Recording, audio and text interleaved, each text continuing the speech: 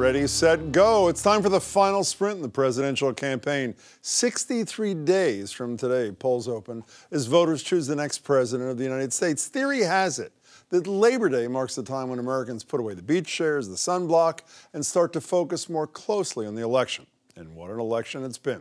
Donald Trump and Hillary Clinton are the two most unpopular candidates ever nominated by the major political parties.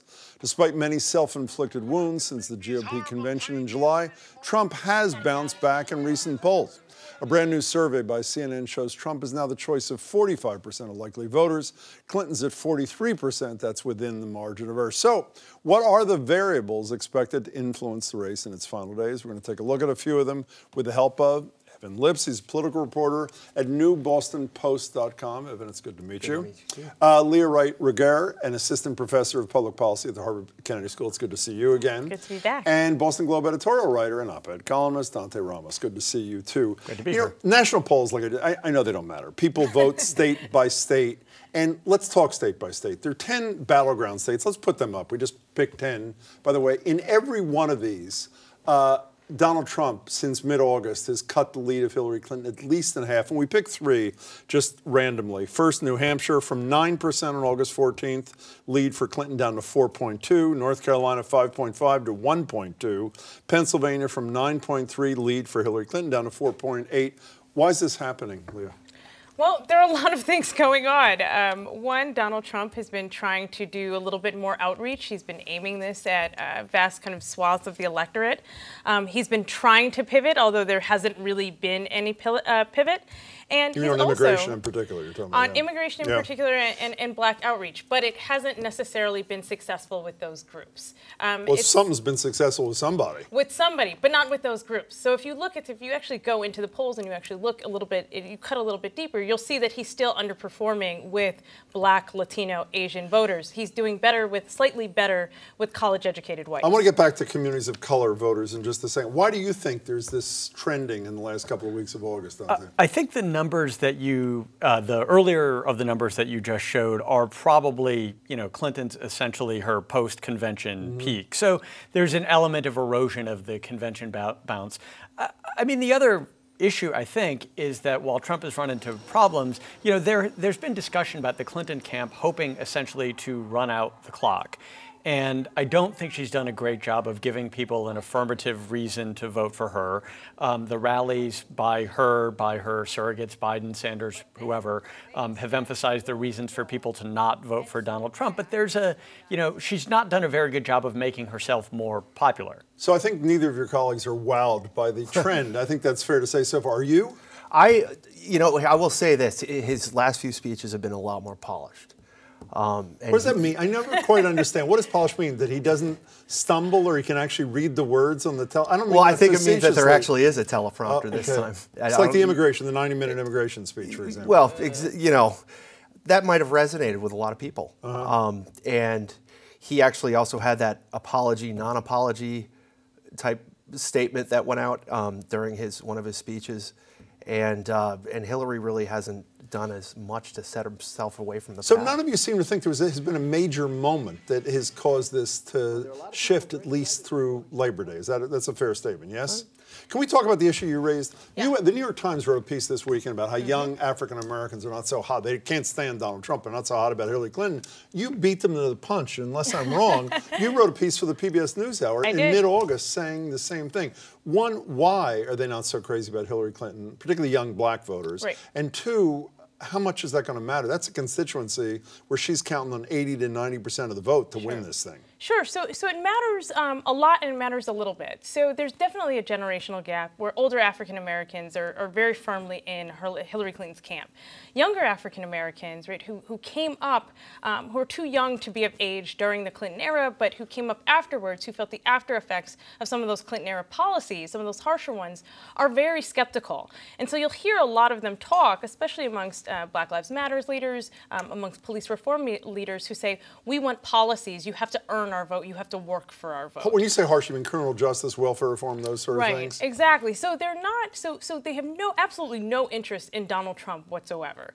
But they are also saying, you know, this tactic of saying, well, what would life be like under a Donald Trump presidency doesn't resonate in the same way that it resonates amongst older constituencies. So this is actually not something that's necessarily new for this election. We saw a decline amongst younger racial minorities between 2008 and 2012. It has more of an effect during state and local races, and really looking into 2018 and 2020. Is this trouble for Hillary Clinton if these trends that Leah is describing hold? I think it is. You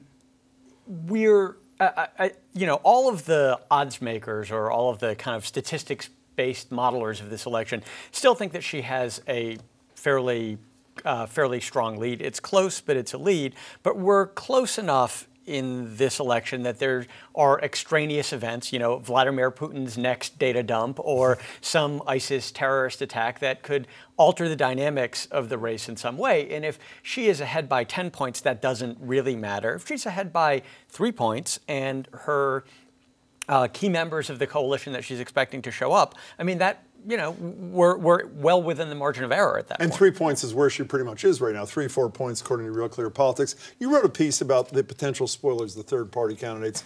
It appears that nobody's going to make it onto the stage. They need 15%, and they're not going to make 15%. No. Jill Stein's at 2 or 3 or something, and the Libertarians are at 8 or 9, or that sort of thing. On one hand, you say to yourself, I say to myself, this is fertile territory for them. They're the most unpopular candidates. Only 46% in the poll in CNN today are, quote, enthused, far lower than under Bush in the Bush or Obama elections. And 2/3 think both of them are untrustworthy, dishonest, that sort of thing. But if he doesn't make it onto the stage, Gary Johnson himself says, the presidential nominee, Libertarian Party, it's game over. Is it game over, or is this a different election because people are so dissatisfied with the two leading candidates? No, I believe it's game over if he doesn't get onto that stage. That they essentially recede into the woodwork, the third-party candidates. Yes. Well, you know, with respect to these candidates, yes. I mean, we haven't seen a candidate come along and really capture the imagination of a third Ross Perot, essentially. Ross Perot maybe was the last one. Do these third-party candidates have any impact on this race, assuming that Johnson is not on the stage, and he's going to need he needs 15% in the next week or so? He's very unlikely to make it. If he isn't on the stage, are they done? Right. I mean, for these candidates, it's game over whether they got on this stage or not. I mean, Gary Johnson is not going to be the next president. If Gary Johnson, Ralph Nader was not going to be the next president either, exactly. but he won enough votes in Florida. If they draw unevenly in key states, I mean, we have seen an example in Florida where in 2000, where a third-party candidate can make a difference. So I certainly wouldn't rule it out. You know, the one thing that I'm not clear about, whether it's the trends or whatever, and I think about this every day, is this campaign about where these candidates stand on the issues?